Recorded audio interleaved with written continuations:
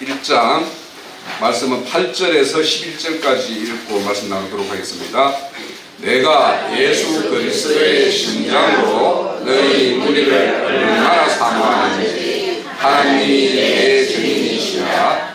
내가 기도하노라. 너희 사랑을 지식과 모든 총명으로 점점 더 풍성하게 하사 너희로 지극히 선한 것들을 분별하며 또 진리하여 그리스도의 날까지 이루고 예수 그리스도로 말미암아 의의 열매가 가득하여 하나님의 영광과 찬송이 되기를 원하노라. 본문 말씀처럼 이는 마음으로 지금 이제 세 번째 시간인데요. 언약과 구속사에 대해서 좀 알아보려고 합니다. 우선 여기 보면 바울 사도가 빌립보 교회에 대해서 너희들은 사랑이 참 풍성하다 이렇게 말씀을 해요. 그죠? 9절에. 왜 그러냐면 그 바울 사도가 이 빌립보서를 쓸 때는 로마의 그 가택 연금을 당한 그런 상황에서 이제 빌립보 교회는 바울 사도의 어떤 그런 필요를 잘 공급하고 물질적으로도 잘 공급하고 또 로마에 이렇게 갇혀 있을 때 그 위로단을 보내서 그 바울 사도를 이렇게 위로도 하고 이렇게 했던 교회예요. 그러다 보니까 너희들 사랑이 풍성한 거는 이제 알겠다. 이제 그 사랑이 9절에 보면 지식과 모든 총명으로 점점 더 풍성하게 되기를 원한다 이렇게 말씀을 하고 있죠. 네. 이 사랑이 우리가 어떤 한 주님을 만난 에베소 교회에 대해서 계시록에서 말할 때 보면 너희들은 첫사랑을 잃었다고 그러죠. 네. 그래서 이 첫사랑이 누구라도 하나님을 처음 만났을 때는 우리 다 뜨겁게 막 이렇게 사랑했던 그런 기억들이 있죠. 근데 그 첫사랑이 어찌 보면 참 순수한 사랑일 수 있어요. 인간적인 면에서. 그렇지만 이 사랑이 진리에 따라, 말씀의 진리에 따라서 이게 성장하고 그게 체계화되어 있지 않으면 이게 이 모래성과 같은 그 사랑은 그냥 그 에베소 교회에 책망했듯이 그 사랑은 그냥 잊어버리고 버리고 말게 돼요. 그래서 오늘 빌립보 교회에 보면 이 사랑을 지식과 모든 총명에서 더욱 풍성하게 하고 이 지식과 총명이 풍성해야지 그 다음에 일어날 수 있는 게 뭐냐면 선한 것을 분별할 수가 있어요. 무엇이 선한지. 그러니까 성경에서 말하는 그 선을 추구할 수 있다는 거예요. 그렇게 해서 진실하여 허물 없이 그리스도 날까지 너희들이 온전히 그리스도 말미암아 의의 열망이 풍성했으면 좋겠다라고 이야기를 이제 합니다. 자, 오늘도 이제 저희들이 언약을 살펴보는 이유는 우리가 그 언약에 대한 내용을 잘 알지 못하면 우리가 인간적으로 뭔가를 이렇게 추구하는 기존에 이제 이렇게 세상 사람들이 볼 때 종교인들을 바라볼 때 기대하는 바가 있어요. 종교인은 이래야 되지, 저래야 되지 이런 거. 쉽게 말하면 세상이 말하는 어떤 박애 정신과 같은 이런 것들을 막 이렇게 풍성하게 하는 것이 교회의 도리 아니야 이렇게 생각을 하는데 이제 이 하나님의 그 언약의 내용들을 잘 살펴보게 되면 그 하나님이 방향을 어디로 가고 이끌고 있는지 이런 거에 대해서 이제 그 제시하는 것이 있기 때문에 그래서 언약을 이제 살펴보기를 원합니다. 그래서 언약을 살펴보기 위해서는 우리에게 필요한 것이 지혜와 총명이 필요해요. 네. 그래서 우선은 이제 이렇게 언약을 우리가 이제 세 번째 시간인데 살펴보는 첫 번째 이유는 성경을 바른 관점을 가지고 있대요. 언약을 잘 이해하게 되면. 그래서 언약은 어딘가로 흘러가고 있거든요. 큰 하나님의 어떤 이 창조 목적을 위해서 이렇게 언약들은 체계적으로 흘러가고 있어요. 그래서 모든 언약들, 첫사람 아담에게 했던 언약, 에덴 동산에서 했던 언약, 그 다음에 노아에게 했던 언약, 그리고 아브라함에게 했던 언약, 다윗에게 했던 언약, 그리고 최종적으로 그걸 성취하기 위해서 예수님이 오셔서 성취를 하시고 예수님이 이 땅에 오셔서 또 우리에게 약속을 하신 게 있어요. 그게 이제 새 언약이죠. 새 언약의 어떤 성취가 이제 이루어지는데 그래서 어떤 그런 언약들을 통해서 이루고자 하는 것이 있다. 근데 이것이 이제 바른 관점이 세워지기 전에 우리가 전에 교회에서 이렇게 큐티라는 거 많이 했잖아요, 그죠? 네. 그래서 이제 이 큐티가 한동안에 이제 잊고 살았는데 실질적으로 이제 요즘에 이렇게 기독교 서점이나 이런 데 가면 큐티 자료들이 막 넘쳐요. 그래서 이게 큐티가 뭔가 하면은 quiet time이라고 명상의 시간을 가지는 거예요. 그래서 그 시간 동안 말씀을 하나 이렇게 딱 읽고는 그런 뭔가 명상의 시간을 가지고는 그것을 내 생활에 막 적용하는데 이제 열심을 내는 것이 큐티하는 목적들이에요. 그 교회들에서. 그런데 이제 이 어떤 명상이라는 것이 하나님이 열어주는 계시가 아닌 상황에서 명상을 하게 되면 실질적으로 인간들이 자기들이 좋아하는 방향대로 기존의 어떤 자기가 가지고 있는 어떤 그런 이 종교관이나 이 종교 기독교를 바라본다든지 불교를 바라본다든지 이런 관점에서 거의 크게 벗어나지 않는 가운데에서 자기 스스로를 좀 정화시키는 이런 활동들을 하는 것이 명상의 시간의 대부분이 그런 것이 목적이거든요. 그래서 이런 것들을 시간을 통해서 이제 자기 나름대로 깨달는 것을 가지고 자기 생활에다 막 접목을 시켜요. 그렇게 하면 어떤 것을 추구하냐? 늘 말하는 도덕적으로, 윤리적으로, 흠결 없는 그런 것들을 이제 추구하게 가게 돼요. 그러니까 사실은 이제 하나님의 언약이라는 것은 그거는 그냥 부수적으로 따라오는 것이고 원래 하나님께서 이루고자 하는 것은 그런 것이 아니단 말이죠. 그래서 성경 전체 그 내용의 어떤 방향은 어디냐? 하나님 나라를 건축하는 거예요. 그래서 성경사상은 그래서 예수님이 이 땅에 오실 때도 천국이 임했다라고 이야기하잖아요. 그와 같이 하나님 자신이 이루고자 하는 것. 그래서 그걸 예수로 통해서 최종적으로 완성시키는 것. 이것이 다 하나님 나라다. 그런데 이제 이 나라를 완성해 가는 것이 뭐냐? 하나님 스스로 우리와 언약 체결을 해요. 그래서 우리가 믿는다고 하면 무엇을 믿느냐 하면 하나님과 나 사이에 언약의 내용들을 그걸 믿어야 되는 거예요.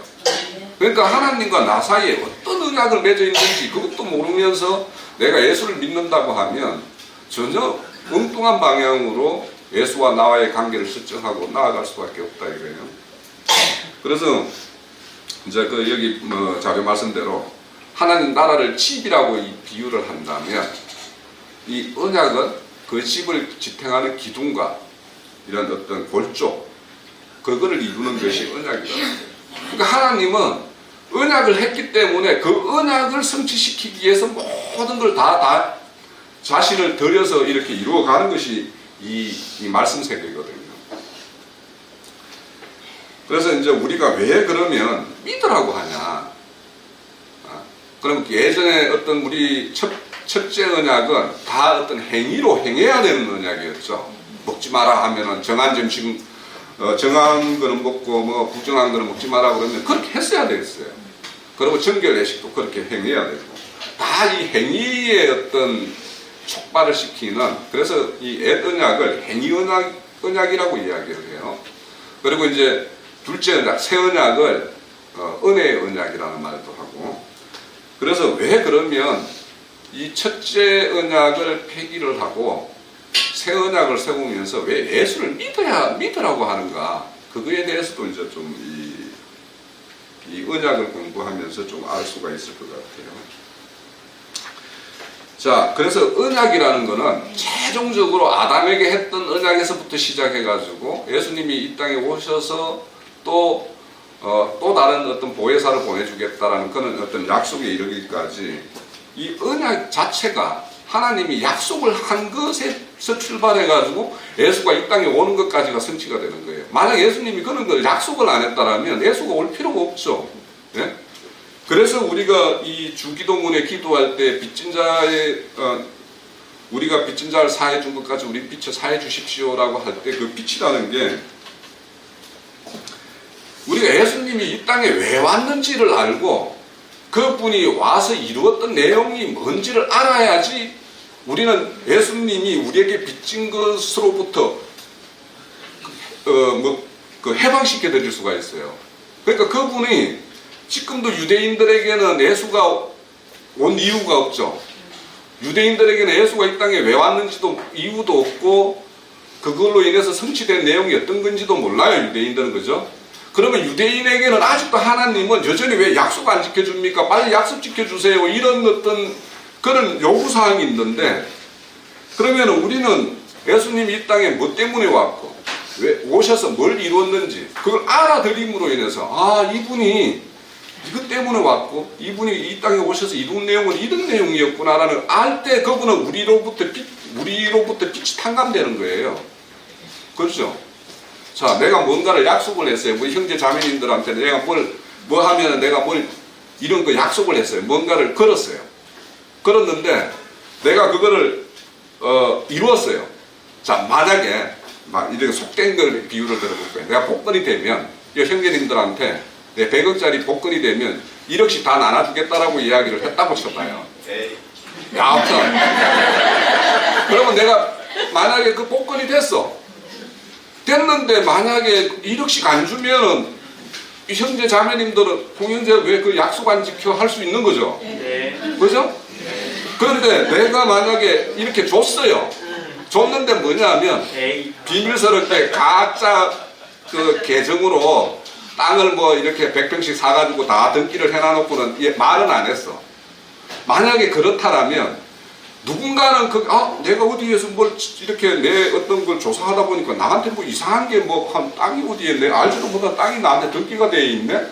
그러면은 그 사람은 이거 이렇게 알아보니까 공영제가 옛날에 약속한 걸 은근슬쩍 이렇게 다 이렇게 베풀어 놨구나. 그 사람은 나한테 뭔가 다시 뭘 해달라는 요구 안 하겠죠. 그죠? 이런 거예요. 그러니까 예수님이 이 땅에 온 목적이 당신께서 뭔가 약속을 했어요. 나라를 이루겠고, 나라를 이루려면 그 백성이 있어야 되잖아요.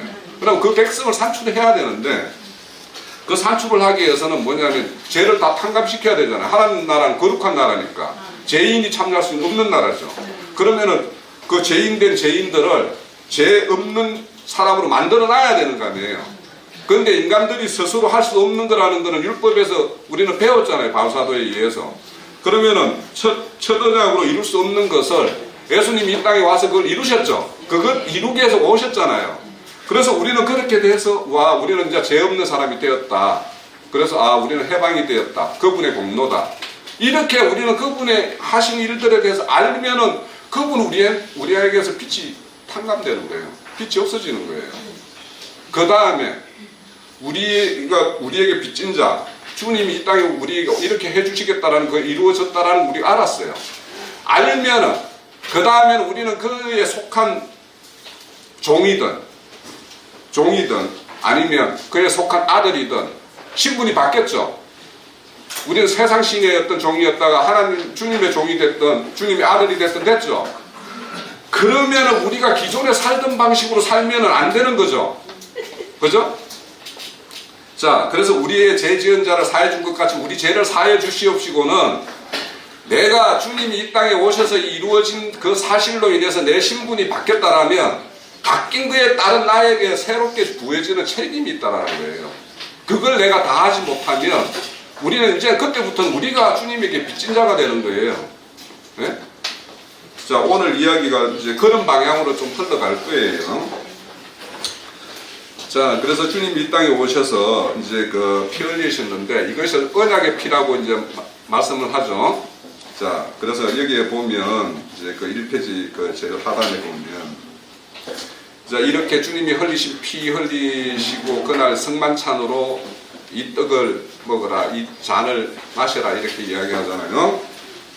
그러면 자, 이 떡과 이 잔을 마시는 것이 무엇인지에 대해서 우리 오늘 이제 아침 우리 두 번째 시간이 아브라함이 살렘의 왕으로부터 롯에 속한 자들이 다 포로로 잡혀가는 것을 아브라함이 구해오죠. 구해올 때 돌아오는 길에 살렘의 왕이 이렇게 떡과 포도주로 아브라함을 맞이하죠. 그죠?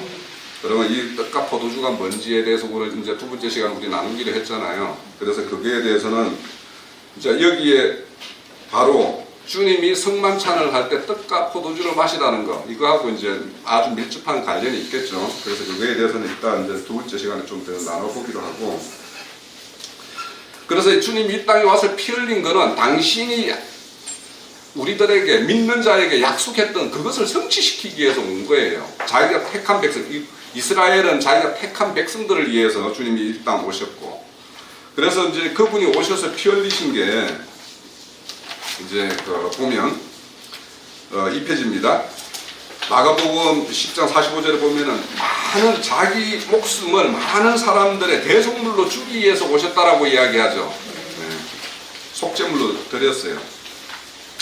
그러면 이 속죄물로 왜 주님이 이렇게 와서 드렸어야 되느냐? 이게 언약과 관련이 있는 거예요. 그러니까 우리가 하나님과 언약의 당사자잖아요. 당사자인데 우리가 언약을 잘 지켰으면 예수님이 올 필요가 있어요, 없어요? 없었죠. 그런데 언약은 체결을 했어. 그러면 언약이 깨지면 누군가는, 베리트라는 말이 뭐라고 그랬어요? 쪼개짐이고 갈라짐이라고 이야기했잖아요. 그럼 누군가 쪼개져야 되잖아요. 그러면 하나님이 언약을 깬 백성들을 다 쪼개버리면 애초에 창조했던 목적, 하나님 나라가 건축이 안 되잖아요. 그러니까 당사자인, 아무 이 언약을 범하지도 않고 이 언약에 대해서 모든 걸 다 하셨던 분, 그분이 직접 오셔서 이 언약의 당사자인 그 언약을 깬 사람들 대신에 당신이 깨짐으로 인해서 우리가 그 언약으로부터 우리의 책임이 상각되는 어떤 이런 일을 하러 오셨다라는 거예요, 그분이. 그러니까 만약에 그분이 이런 언약을 체결하지 않았다면 그분이 안 오셨죠. 책임이 없는 거잖아요. 그런데 그분이 이런 언약을 했기 때문에, 그래서 우리가 주님한테 기도를 할 때, 그러니까 특히 다윗이 하나님께 기도하는 걸 보면 항상 이 언약에 대한, 우리 조상과 맺은 그 언약을 이렇게 들먹거리면서 이제 이렇게 해주셔야 되지 않습니까? 라고 이야기를 해요. 그죠?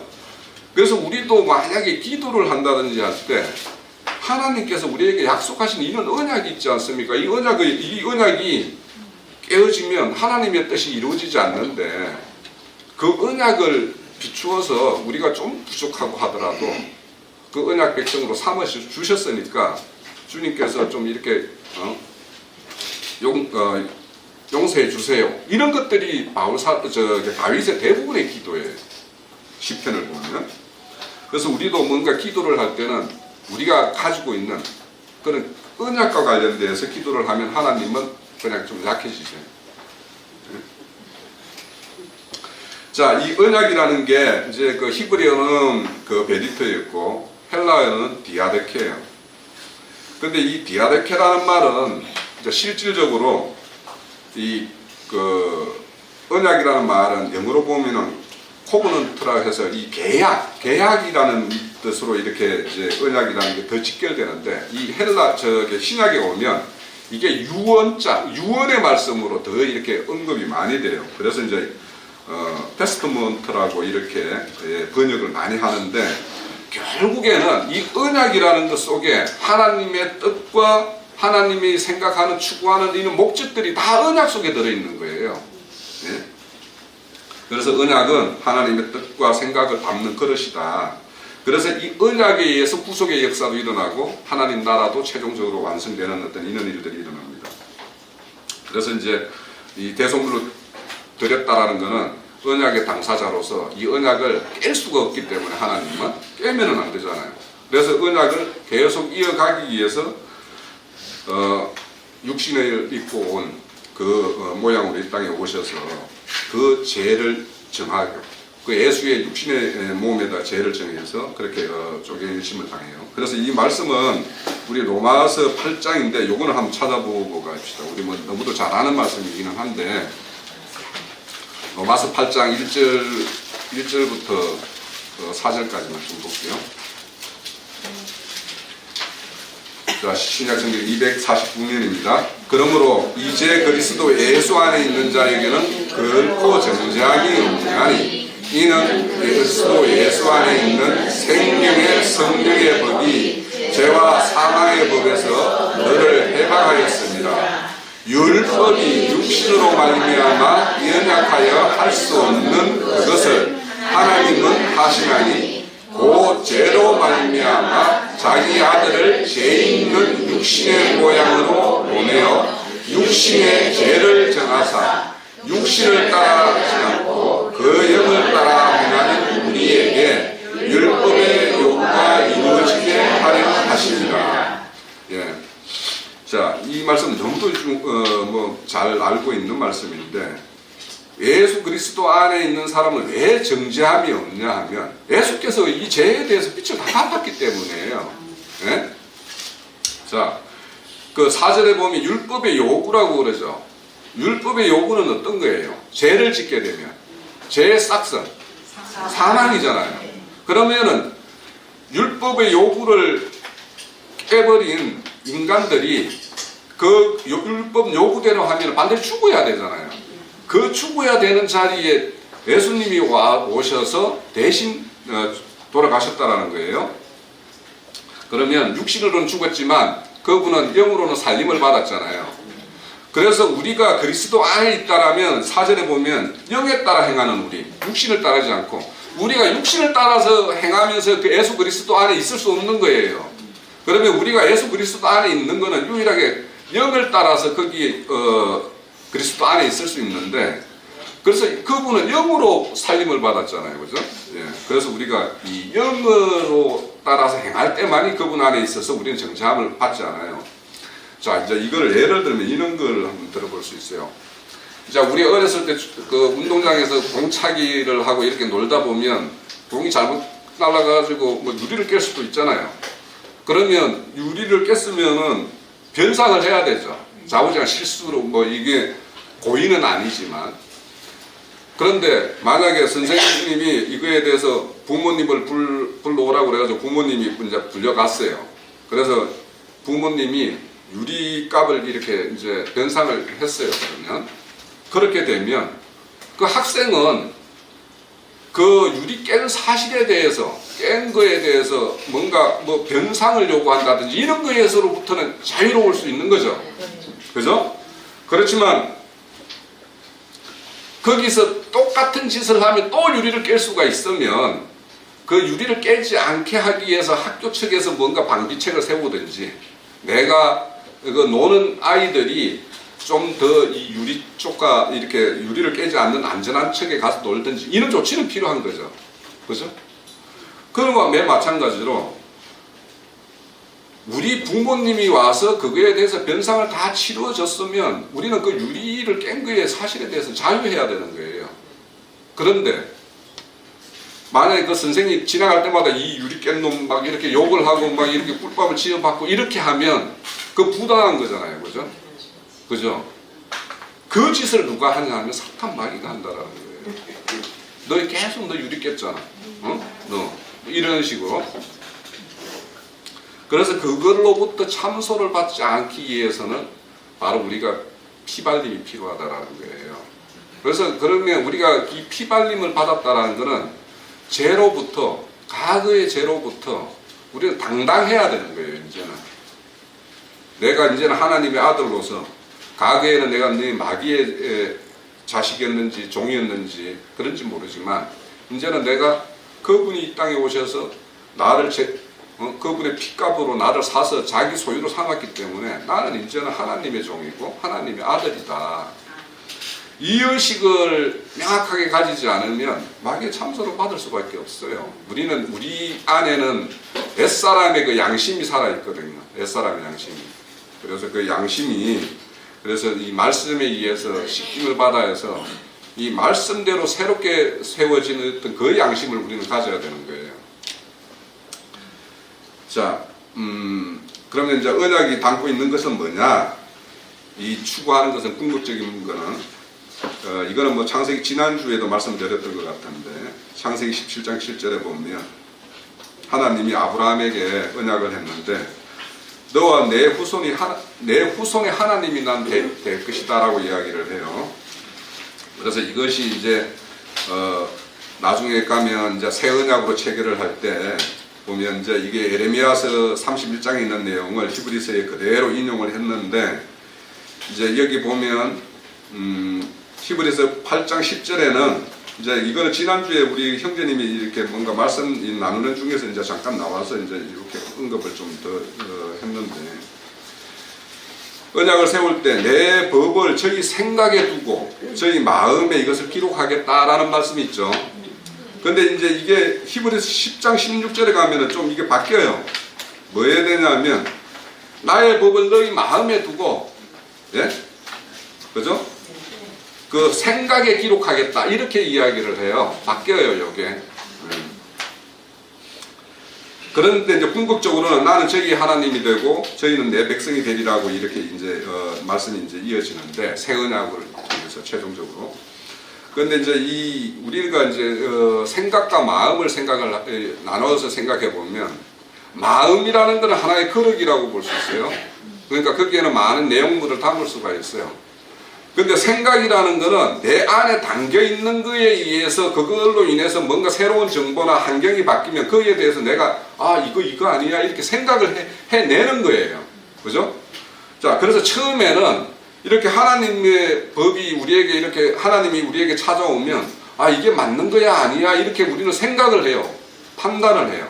그래서 이 생각이라는 것은 우리의 걸음체와 똑같아요. 그래서 이걸 내가 받아들일 것인가 말 것인가. 그래서 이 생각에 의해서 받아들인 거는 마음속에 기록이 되는 거예요.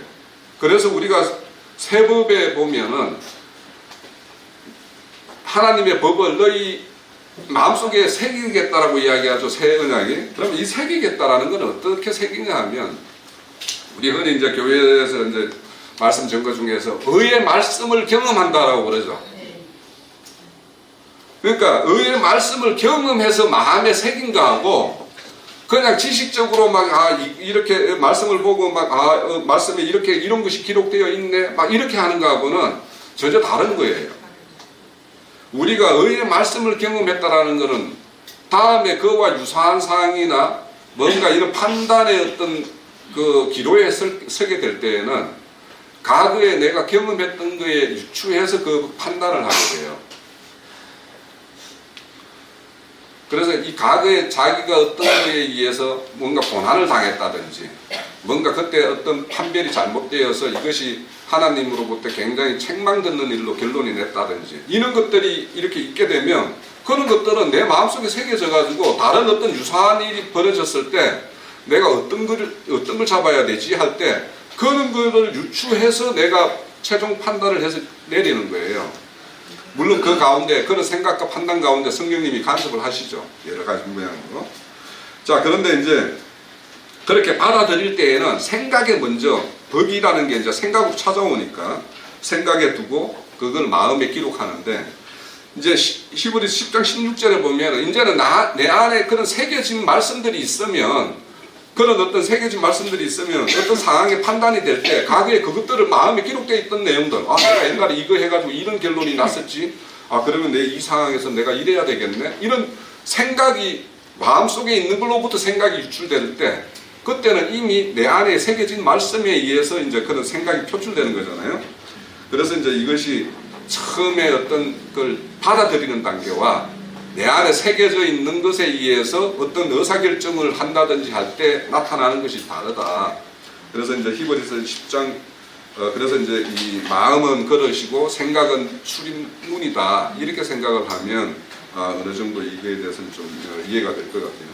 그래서 우리가 하나님의 자녀가 되고 하나님은 우리의 하나님이 되려면 그런 우리 속에, 마음 속에 새겨진, 이거 기록되어 있는 이 내용들이 많이 있어야 되는 거예요. 이거는 결국에는 우리가 말씀을 통해서도 기록하는 바가 있고, 우리가 인생을 살면서도 말씀의 어떤 인도를 받는 사람이면 그 어떤 일의 어떤 결론에 대해서 이것이 하나님의 어떤 섭리가 어떤 것이었구나라는 걸 새겨서 내 마음에 이렇게 기록을 하게 되면 내 안에는 그런 어떤 앞서 말한 대로 너의 어떤 사랑이 지식과 총명으로 더 풍성해지라라고 하는 그것이 이루어지는 거죠. 지식이 풍성해지고 어떤 그 총명이 이제 그때마다 과거의 실패가 거울이 되고, 과거에 또 하나님으로부터 칭찬받았던 일들이 또 거울이 되어서 이제 내 어떤 상황이 펼쳐질 때 나의 어떤 최종적인 판단이 하나님의 어떤 뜻 가운데로 잘 이렇게 인도를 받을 수가 있어요. 자, 그래서 이 언약에는 우리가 최종적으로 이제 하나님이 그의 백성이 되는 이것을 이제 추구하는데, 그래서 이제 그 전번에도 말씀을 드렸듯이 이렇게 주님이 오셔서 그분이 이루어진 그 사실에 의해서 우리는 하나님의 자녀가 되고, 이렇게 자녀가 되고 백성이 되고 그분은 우리 하나님이 된다라는 사실에 대해서 우리는 다 알고 있죠. 과거에 우리 이거 모른다고 생각한 사람 별로 없죠. 믿는다고 하면서. 그러면 진짜 우리가 이걸 잘 알고 있는 사람인가 한번 생각을 해보세요. 정말. 네? 그 하나님이 어떤 하나님이에요? 그 하나님이 이 우주 만물을 창조했고 우리의 어떤 생명을 이렇게 간장하고 이런 생명을 산출하신 분이 그분이죠. 그분이 정말 그렇게 이런 우주 만물을 창조하고 나의 모든 것, 이 우주를 경영하는 모든 걸 경영을 총괄하시는 그분 하나님이라고 우리가 진짜 그분을 그렇게 섬겨드리고 그렇게 이해하고 있냐 이거예요. 또 그러면 우리가 믿음으로 이렇게 말씀을 들어서 그의 자녀가 됐다라고 하는데 그의 자녀답게 우리가 그렇게 하고 있냐 이거예요. 네? 그런 거에 대해서 우리가 이게 저도 예전에 이런 것들을 이렇게 생각하면 그냥 지식적으로 해놨는데 어떨 때 이렇게 보면 내가 신분이라는 게 내 아버지가 이 우주 만물을 창조하신 그분이고 내가 그 아들이라는데 내 생각 가운데는 아주 쫀쫀한 거 가지고 그거에 잡혀가지고 어떨 때 일하는 내 모습을 본단 말이에요. 그러면 그것이 내가 정말 그분이 이런 하나님을 내가 그 자녀로서 그렇게 합당하게 내가 살아가고 있는가 생각을 해보면 우리가 머리로 아는 것과 정말 그분을 대접하고 있는 것과 이거는 엄청난 괴리가 있지 않는가. 그래서 이제 저도 이제 가끔씩 어떨 때 이렇게 보면 내가 하나님의 자녀라는데 그거에 대해서 난 이게 너무 큰 거라서 우리가 감지를 못하는 거 있는 거 아닌가. 우리에게 주어진 이 권세와 정말 그렇죠. 이 무지막지한 이 특권이 우리에게 주어져 있는데 우리가 그런 걸로 살고 있는가 이런 거 생각해 보면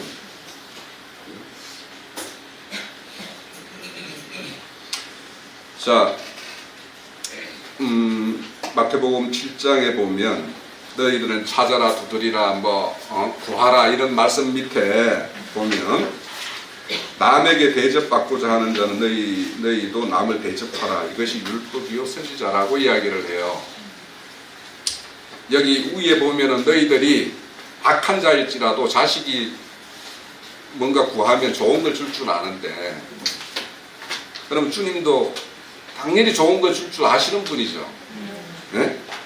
그런데 너희들이 나를 어떻게 대접하고 있는지 한번 생각해 보면서 좀 뭔가 좀 찾아봐. 이렇게 이야기를 하는 거예요.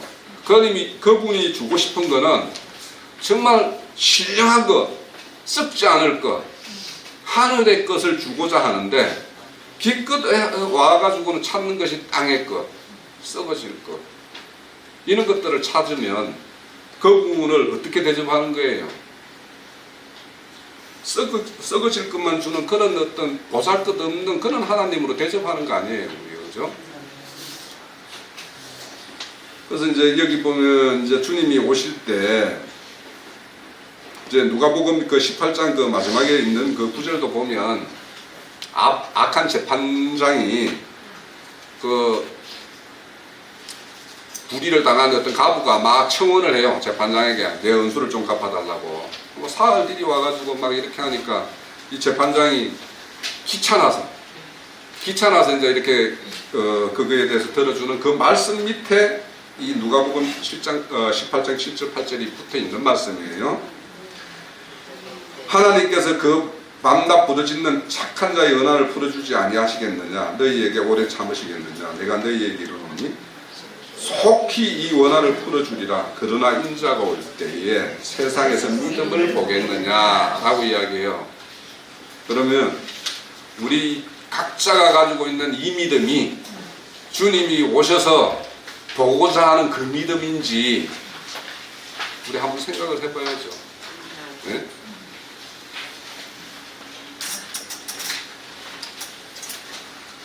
그래서 우리의 믿음이라는 것은 하늘나라를 향하고 있어요. 하늘나라, 하나님의 나라. 하나님의 나라는 거기에는 거룩한 나라고 모든 것이 은혜로 충만한 세계예요. 그죠? 그래서 우리가 거룩한 백성이 되지 않고 또 은혜를 은혜답게 구하지 않고 또 은혜를 은혜답게 누리지 못하면 그 나라에 우리가 참여하는 어떤 그런 자격이 있는 건지 한번 생각해 봐요. 자, 그래서 저마다 예수를 찾는 데는 4페이지입니다. 어떤 사람은 그 삼신 할머니한테 찾아가야 될 사람 같은 사람이 주님 앞에 와가지고 좀 아들 낳게 해달라고 이렇게 구할 수도 있고 또 백 낳게 해달라고 구하는 사람도 있고 세상에서 좀 부하게 좀 살 수 있게끔 해달라고 이런 걸 구하는 사람들이 있지 않겠어요, 그죠? 우리가 과거에 이제 그런 것들을 이런 짓을 하다가 이렇게 왔을 수도 있는데 그런데 이제 우리가 진짜 진리를 안다라면 이제 소소한 것들에 대해서는 좀 인간 뭔가 좀 초월한 어떤 이런 것들이 우리 개인 생활에서도 있어야 되고 특히 교회 생활에서는 좀 소소한 것들은 좀 이렇게 초월하는 것들이 있어야 돼요.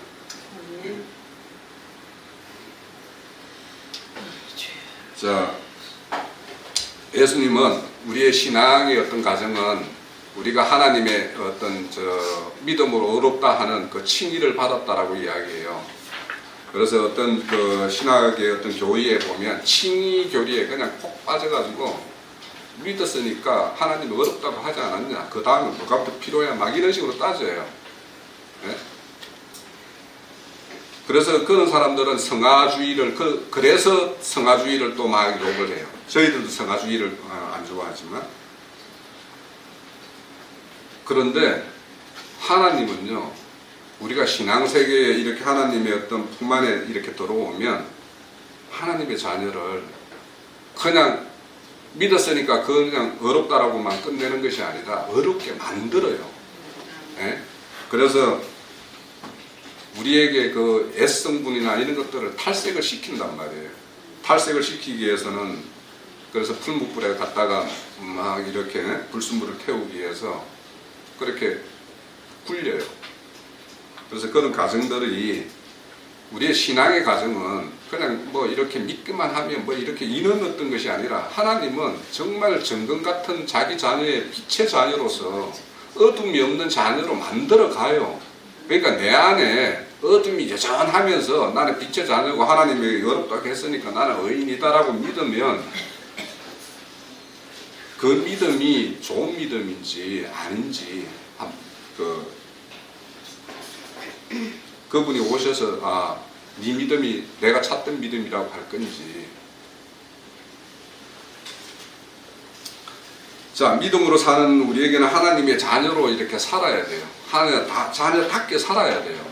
그러니까 그것이 어떤 것이 하나님의 자녀다운 거에 대해서는 각자가 한번 고민을 해보시고 그래서 하나님은 영이시니까 자녀도 영이어야 돼요. 영적으로 살아야 돼요. 예? 내가 어떤 육신적으로 살고 있으면서 지식적으로 아는 어떤 그런 어떤 영적 한다고 해서 영적인 사람이 되는 것이 아니기 때문에 우리가 어떤 그 영으로 사는 것이 무엇인지 육으로 사는 것이 무엇인지에 대해서도 우리 각자가 한번 깊이 생각을 해보기를 바라요.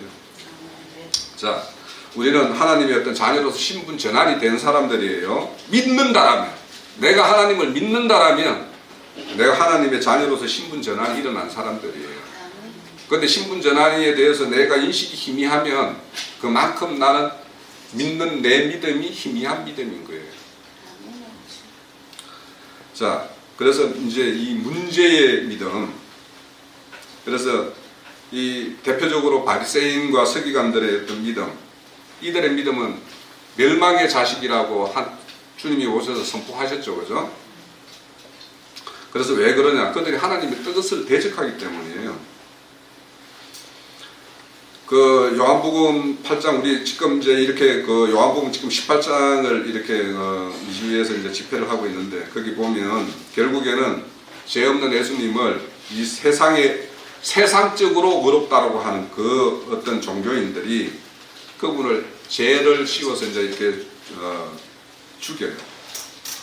그런데 이제 그들이 애초에 주님께서 요한복음 8장에서 그들은 살인자다라고 아예 딱 이 못을 받고 있죠. 그래서 요번에 미주 집회 가가지고는 아주 강하게 그냥 목사들이 살인자다라고 막 그렇게 말씀을 하시던데, 그래서 우리가 그것들을 보면, 자 봐봐요.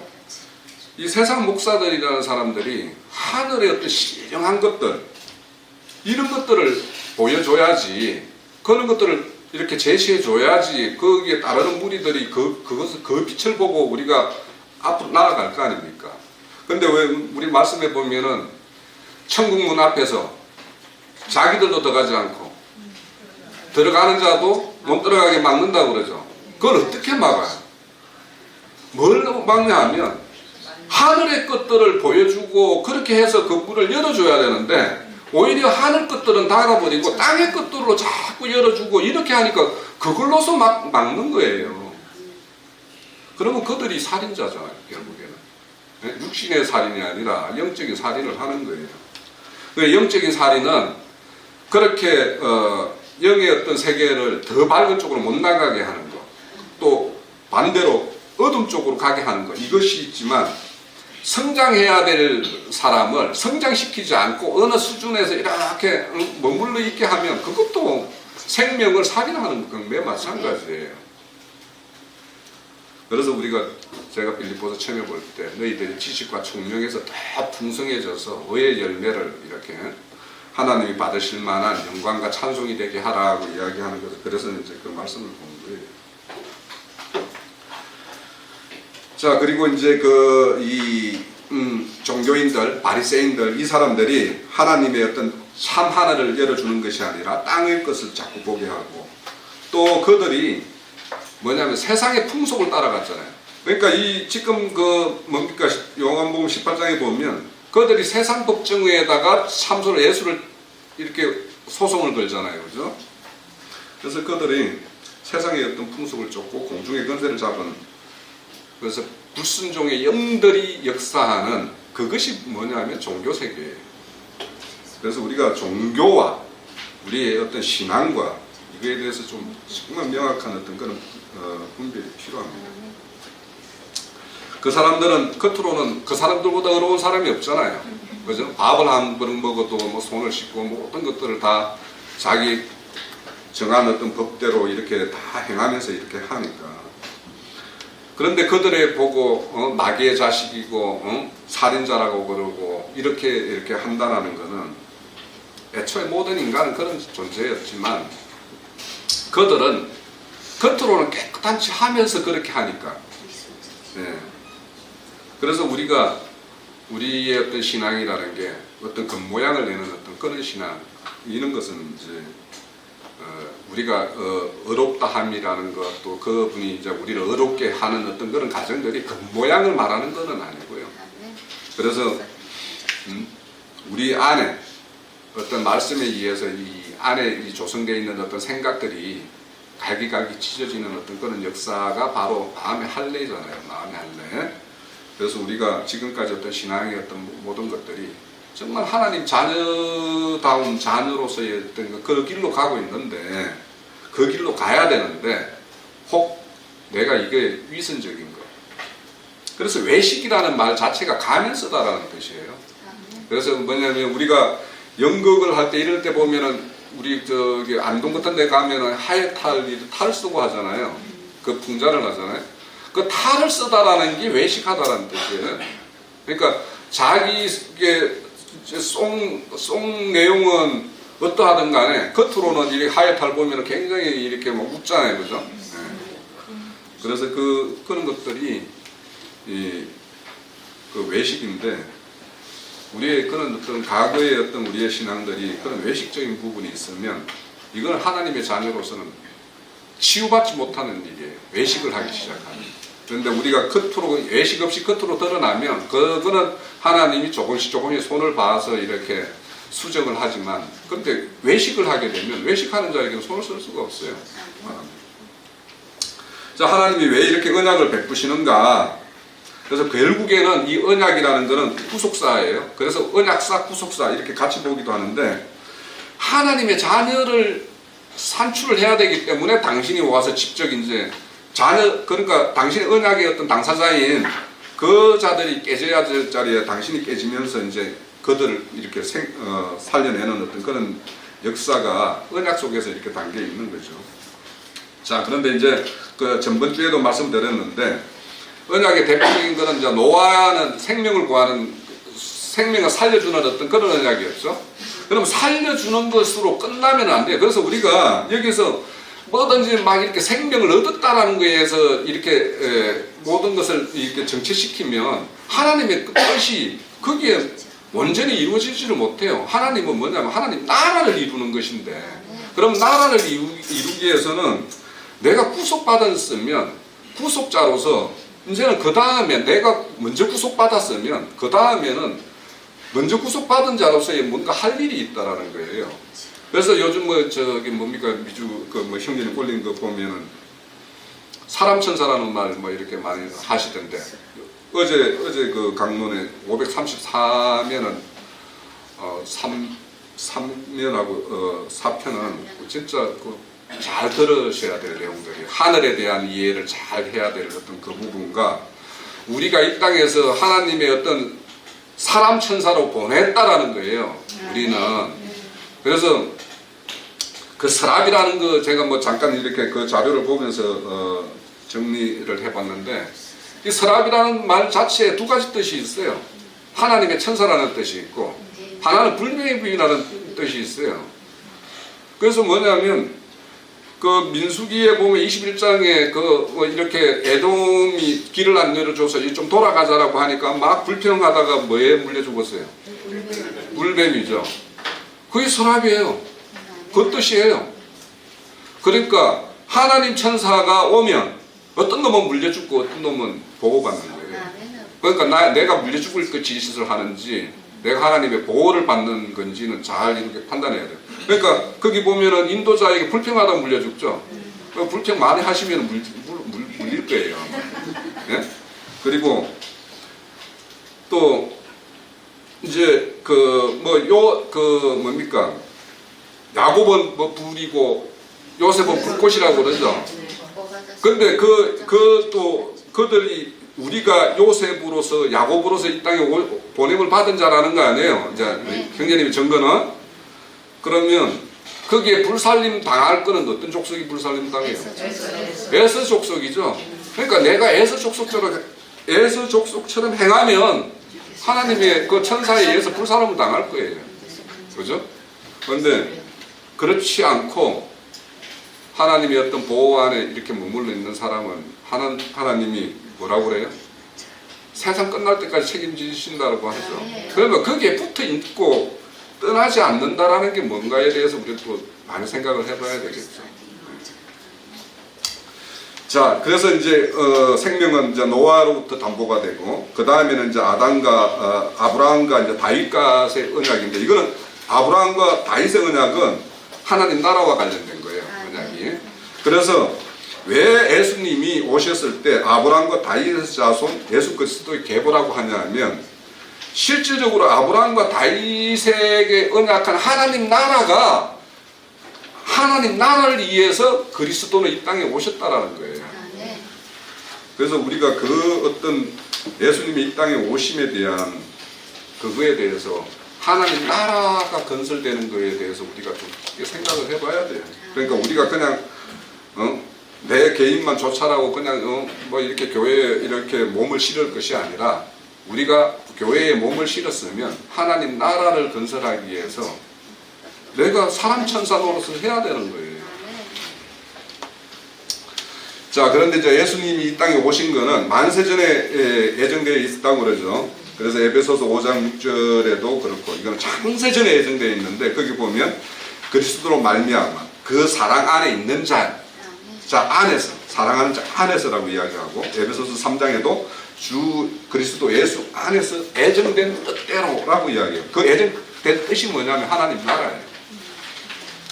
또 디모데 후서 1장 9절에 보면 자기 뜻과 영원 전부터 예수 그리스도 안에서, 그러니까 하나님이 애정한 것은 그리스도 안에서 뭔가 생명을 부여하고 그 안에서 나라를 건설하는 거예요.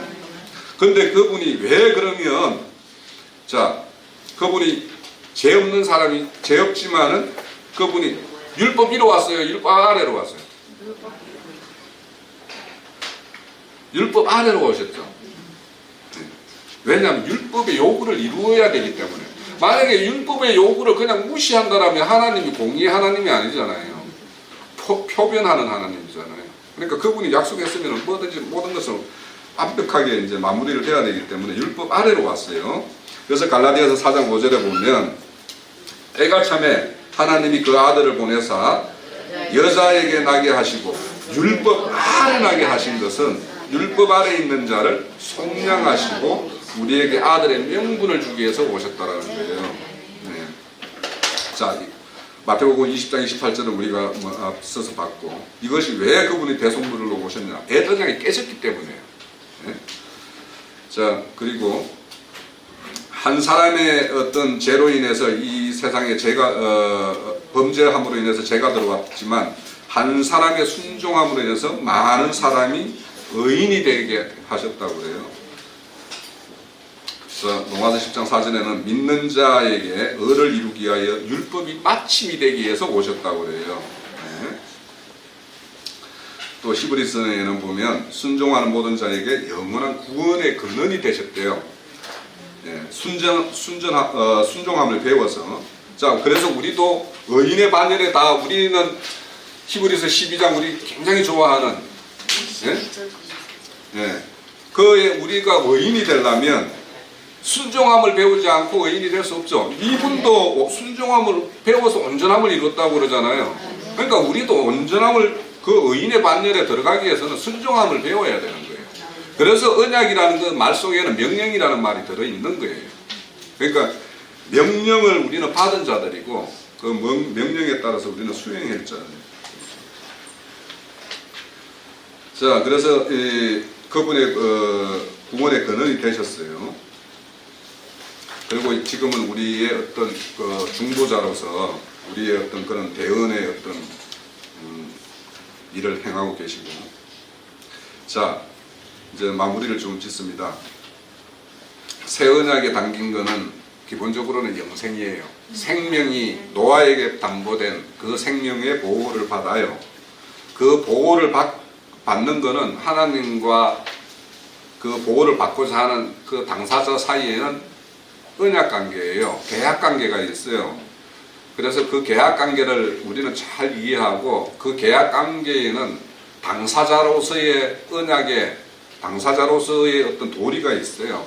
그러면 그런 것이 온전히 바르게 회복되어야지 우리가 이 언약이 추구하는 최종적으로 하나님 나라 그 자녀가 되고 그분은 우리 하나님이 되는, 이것은 그 언약 관계가 다시 온전히 회복돼야 돼요. 그럼 그 언약이라는 것은 예수님이 이 땅에 오셔서 이루었던 그 사실들에 대해서 우리는 알아야 되고, 그 이루어진 사실이 나에게 믿음으로 적용이 되었으면 그 믿는 자로서의 이제는 할 바가 있는 거예요. 자, 첫사람 아담에 속한 사람은 모두 이제 죄인이었어요. 그래서 다 깨졌어요. 그것을 회복시키러 그분이 오셨어요. 그래서 그 회복시킨 관계로 인해서 우리는 하나님의 자녀가 됐고 우리에게는 영원한 생명이 주어졌어요.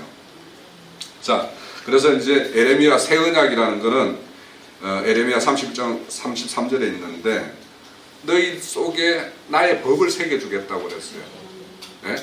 그래서 우리가 하나님의 자녀가 되고 그의 백성이 되려면 하나님의 법이 새겨져 있어야 되는 거예요, 내 안에. 네? 이것이 내 안에 하나님의 법이 새겨져 있지 않으면서 나는 하나님의 자녀라고 하는 것은 그냥 우기는 거예요. 뭐 어제 그저께 신문에 보니까 우기지 마세요 그러는데, 제발 우기지 마세요. 법 없으면서 내 안에. 계시록 21장 7절에 이기는 자는 이것을 유업으로 얻으리라. 나는 저의 하나님이 되고 그는 내 아들이 되리라.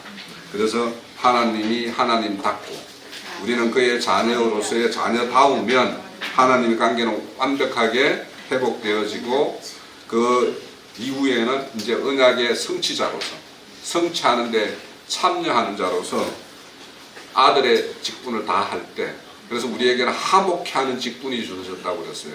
그러니까 우리는 우리 자신이 먼저 하나님과 화목해야 되고, 화목이 깨져 있는 자들의 화목을 위해서 우리는 현재부터 그 일을 할 때 하나님의 언약은 성취되겠죠.